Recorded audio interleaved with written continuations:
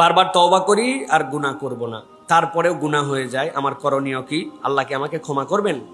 আল্লাহ রাব্বুল আলামিন কোরআনুল কারীমের মধ্যে বলেছেন, ও আনিবু ইলা রাব্বিকুম, তোমরা তোমার রবের কাছে ফেরত আসো, ওয়াস্তাগফিরু, আর আল্লাহ রাব্বুল আলামিনের কাছে তোমরা ইস্তিগফার করো। আল্লাহ কোরআনুল কারীমের মধ্যে বলেছেন, হে রাসূল আপনি জানায় দেন, লা তাকনাতু মির রাহমাতিল্লাহ, আল্লাহর রহমত থেকে কখনো নিরাশ হইও না। আল্লাহ বলছেন, ইন্নাল্লাহা গফুর রাহিম, নিশ্চয় আল্লাহ রাব্বুল আলামিন গফুর, আল্লাহ হচ্ছে তোমার জন্য রাহিম। বান্দার দায়িত্ব হচ্ছে আল্লাহর কাছে ফেরত আসা। এখন ওই তওবার উপর অটল অবিচল না থাকলে ওই বান্দাকে আল্লাহর কাছে আবার ফেরত আসতে হবে। আল্লাহর নাম গফুর, আবার গাফফার। এই গাফফারের ব্যাখ্যায় আমাদের সালাফরা বলতেছেন, আল্লাহ গফুর বললে হয়ে যেত, কিন্তু গাফফার কেন বলেছেন? এটার সাপোর্টে হাদিস আসছে।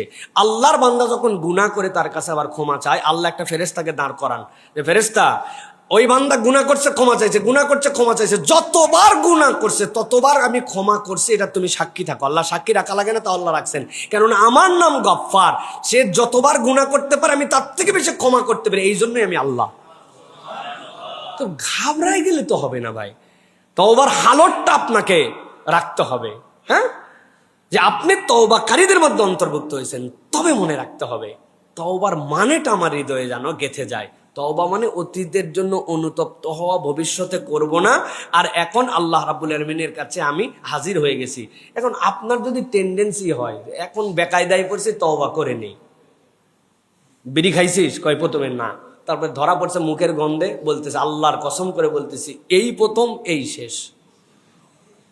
কিভাবে এই প্রথম এই শেষ? কয় মানে আপনার সামনে, মনে মনে বলছে আপনার সামনে, কিন্তু এটা তো তওবা হয় নাই, তাই না?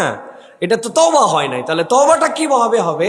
ওই প্রতিশ্রুতির প্রতি আপনাকে একদম আষ্টে পৃষ্ঠে নিজেকে ধরে রাখার জন্য চেষ্টা করতে হবে। সুতরাং ঘাবড়ানো যাবে না। আশা করা যায় আল্লাহ রাব্বুল আলামিন আপনাকে গাইড করবেন।